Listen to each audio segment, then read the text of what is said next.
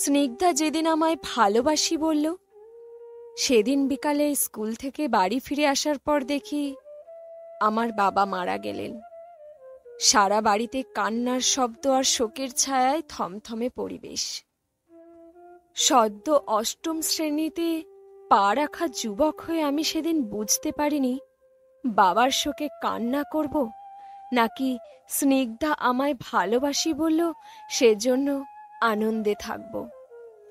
বাবার মৃত্যুটা ছিল একটা ধাক্কা। কাজে গিয়েছিলেন তিনি। কাজ হতে এসে হাত মুখ ধুয়ে ভাত খেলেন, নামাজ পড়লেন, তারপর মাকে ডেকে বললেন, তুমি আমার পাশে একটু বসো, আমার শরীরটা ভালো না, কলিজাটা কাঁপতেছে কেমন জানি। মা পাশে বসলেন, মাথায় তেল জল মিশিয়ে বাবার মাথায় মেখে দিলেন। বাবা মায়ের কোলে মাথা রেখে কালিমা পড়তে পড়তে মারা গেলেন। আমার বয়স তখন 14, ছোট বোনের বয়স 11। বড় ভাই মুদি দোকানে চাকরি করেন। আমি আর আমার ছোট বোন পড়াশোনা করি। বাবার মৃত্যুর পর আমার মা পড়লেন চরম বিপাকে। সংসারে ঢুকে গেল করুণ অভাব। ভাই মায়ের পাশে এসে দাঁড়িয়ে সাহস দিল, আমি আছি তো মা, সব কিছু সামলে নিব। সামলানো সহজ ছিল না। বাধ্য হয়ে মাকে সাহায্য নিতে হতো মামাদের। ভাই যা বেতন পান তাদের সংসার চালানো অসম্ভব প্রায়। আমার স্পষ্ট মনে আছে, মা নানুদের বাড়ি যেতেন একদম শূন্য হাতে।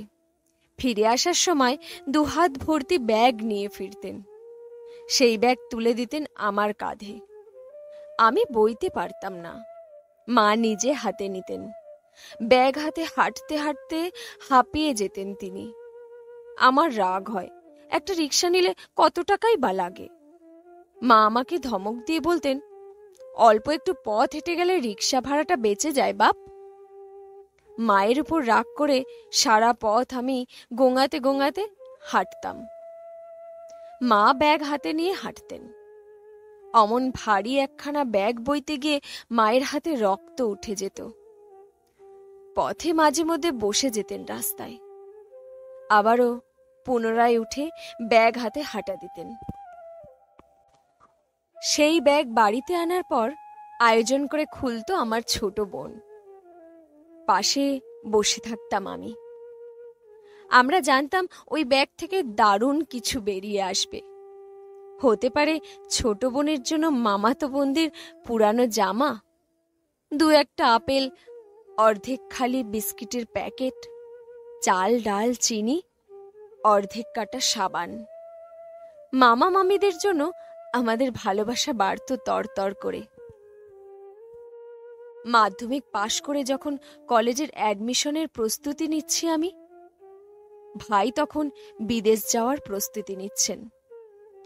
বিদেশে যেতে টাকার প্রয়োজন অনেক। অত টাকা কোথায় পাবে মা? ভাই মাকে মামাদের কাছে যেতে বললেন। মামাদের অনেক আছে, সামান্য টাকা দিলে কমে যাবে না। রাজি হচ্ছিল না মা। ভাই ঘর মাথায় তুললেন। আমি কি আমার জন্য বিদেশ যেতে চাচ্ছি? দেশে থেকে কি হবে? বোনের বিয়ে দিতে হবে না? কোনো উপায় না পেয়ে মা শেষমেশ মামার কাছে গেলেন। বাড়ি ফিরলেন সত্যি সত্যি 4 লাখ টাকা নিয়ে। এত টাকা মামারা এমনি এমনি দিয়ে দিবে কল্পনাতেও ভাবতে পারিনি আমি। শুধু টাকাটা আনার পর মাকে আমি আর কখনো যেতে দেখিনি মামাদের বাড়িতে। কেন মা যায় না মামাদের বাড়িতে? স্নিগ্ধার কলেজ আর আমার কলেজ আলাদা হলো। আমাদের দেখা হয় সপ্তাহ মাসে একদিন। ওই সময় স্নিগ্ধা আমায় জানায় তার স্বপ্নের কথা। বিয়ে করতে ইচ্ছে করে আমার খুব। আমরা কবে বিয়ে করব আরিফ? আমি মাথা নিচু করে চুপ থাকি। প্রসঙ্গ বদলাতে বলি, তোমাকে আজ সুন্দর লাগছে। স্নিগ্ধা মুচকি হাসে। রান্না করে নিয়ে আসা খাবার আমায় খাইয়ে দেয়। আমি খেয়ে প্রশংসা করি। স্নিগ্ধার গাল দুটো লাল হয়ে ওঠে খুশিতে। আমি স্নিগ্ধাকে বিয়ে না করলেও আমার ভাই বিয়ে করেছিল গোপনে, আমাদের না জানিয়ে। তা আমরা জানতে পারি ভাই বিদেশে যাওয়ার 2 বছর পর। আমার তখন ইন্টারের ফাইনাল পরীক্ষা শেষ। ফলাফলের অপেক্ষা করছি আমি। ভাই মাকে জানিয়ে দিলেন তিনি আর আমার পড়ার খরচ চালাতে পারবেন না। শুধু তাই নয়, তিনি সাংসারিক কোনো খরচ বহন করবেন না। ওনার ভবিষ্যৎ আছে। আমি যা পড়েছি, এবার কিছু একটা করে সংসারের হাল ধরতে। মা রাত্রিরে আমার রুমে এসে পাশে বসে মাথায় হাত বুলাতে বুলাতে বললেন, আর না পড়লে হয় না খোকা? মায়ের চোখে পানি এসে গেল এই কথা বলতে গিয়ে। আমি বুঝতে পারলাম ভাই আর আমাদের নেই। তিনি ভাবির দখলে চলে গেছেন।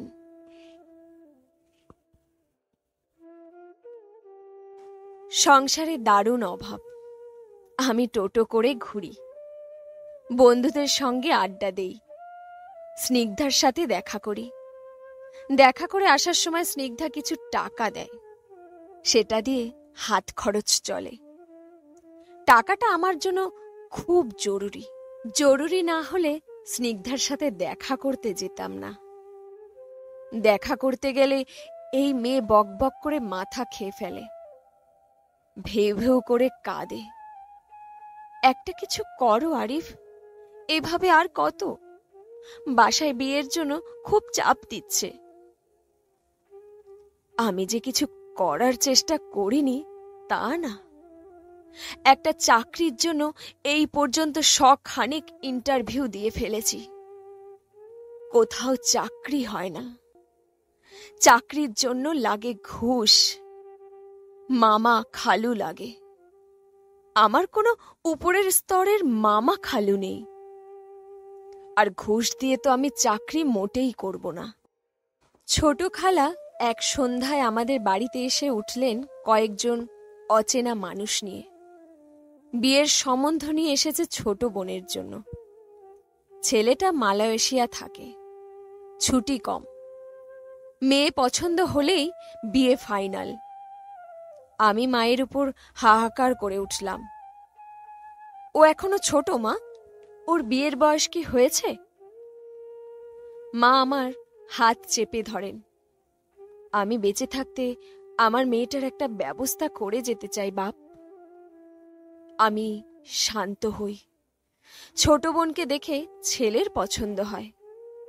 বিয়েটা আজ রাতের মধ্যেই সারতে চান তারা। ছোটখাটো আয়োজন করলেই চলবে। ছোটখাটো আয়োজনের টাকা? মাকে আমি অনেক বছর পর ছুটে যেতে দেখি মামার বাড়িতে। মা ফিরে আসেন রাত 8টায় শূন্য হাতে। মায়ের চোখ মুখে বিষণ্ণতার ছাপ। সম্ভবত ঘরে মেহমান না থাকলে মা কেঁদে ফেলতেন। ছোট বোনের বিয়েটা হয়ে যায় রাত 11টার দিকে। আমি বুঝে উঠতে পারলাম না 1 ঘন্টার মাঝে এতগুলো টাকা কোত্থেকে জোগাড় করলো মা। শুধু ছোট বোনের বিয়ের পরের দিন থেকে মায়ের গহনার বাক্সটা আমি আর কোনোদিনও খুঁজে পাইনি। ছোট বোনের বিয়ের 3 মাস পর মা অসুস্থ হয়ে বিছানায় পড়ে গেলেন। ক্যান্সার ভালো হয় না জেনেও আমি মায়ের পাশে দাঁড়িয়ে সান্ত্বনা দেই, তুমি ভালো হয়ে যাবে মা। পাগলের মতো একটা চাকরি খুঁজি, চাকরি হয় না আমার। ভাই কোনো যোগাযোগ করে না। শেষ ভরসা হিসাবে মামার কাছে যাই আমি। বোনের অমন অসুস্থতার কথা শুনে নিশ্চয়ই তিনি না করবেন না। সকাল থেকে বিকাল 5টা পর্যন্ত অপেক্ষা করার পর মামা আমার হাতে 2000 টাকা দিয়ে জানালো, এই টাকাটা রাখো। তোমার মা তো তোমার ভাইয়ের বিদেশ যাওয়ার সময় ওয়ারিশের সম্পত্তি লিখে দিয়ে গেছে। তোমার মায়ের আমাদের উপর আর কোনো দায় দাবি নেই। এই টাকাটা দিয়ে যাওয়ার সময় তোমার মায়ের জন্য কিছু ফল পাকড়া কিনে নিও। কচকচে নতুন ওই 1,000 টাকার দুটো নোট হাতে নিয়ে আমার কান্না পেয়ে গেল।